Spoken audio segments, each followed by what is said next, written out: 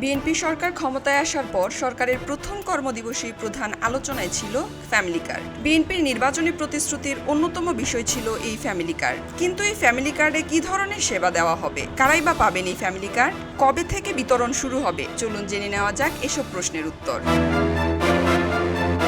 Family কার্ডের ক্ষেত্রে পরিবারের নারী বা গৃহিণীদের উপর বিশেষ গুরুত্ব দেওয়া হচ্ছে। এছাড়াও সমাজের হতদরিদ্র, যাদের আয় সীমিত, গ্রামীণ ও শহর এলাকার সুবিধাবঞ্চিত পরিবার এবং সিটি কর্পোরেশন, পৌরসভা ও ইউনিয়ন পরিষদের মাধ্যমে তালিকাভুক্ত হওয়া নাগরিকরা ফ্যামিলি কার্ড পাবেন বলে জানিয়েছেন সরকার। ফ্যামিলি কার্ডের প্রধান সুবিধাগুলোর মধ্যে রয়েছে বাজার মূল্যের চেয়ে কম দামে নির্দিষ্ট পরিমাণ খাদ্যপণ্য ক্রয় করা। কার্ডের মাধ্যমে একজন ক্রেতা সাধারণত 2 লিটার সয়াবিন তেল, 2 কেজি মসুর ডাল এবং 1 কেজি চিনি সহ অন্যান্য পণ্য একটি প্যাকেজ হিসেবে পাবেন। সাধারণ ভ্রাম্যমাণ ট্রাক সেল থেকে পণ্য কেনার চেয়ে স্মার্ট কার্ডধারীদের জন্য প্রতি প্যাকেজে বা প্রতি কেজিতে বাড়তি 10 থেকে 30 টাকা পর্যন্ত সাশ্রয় হবে। নিম্নবিত্ত পরিবারগুলোর জীবনমান উন্নয়নে এই কার্ডের মাধ্যমে মাসে 2500 টাকা নগদ প্রদান বা সমমূল্যের খাদ্য সহায়তা দেওয়া হবে। প্রান্তিক ও নিম্ন আয়ের পরিবারকে সামাজিক সুরক্ষা দেওয়ার লক্ষ্যে 13টি উপজেলায় ফ্যামিলি কার্ড বিতরণ কার্যক্রম পরীক্ষামূলকভাবে চালু হবে।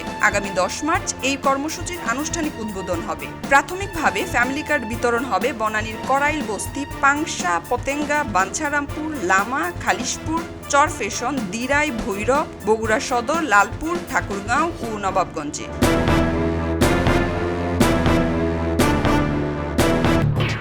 এলো খবরের কাগজ, নিখাদ, নির্ভীক, নিরপেক্ষ।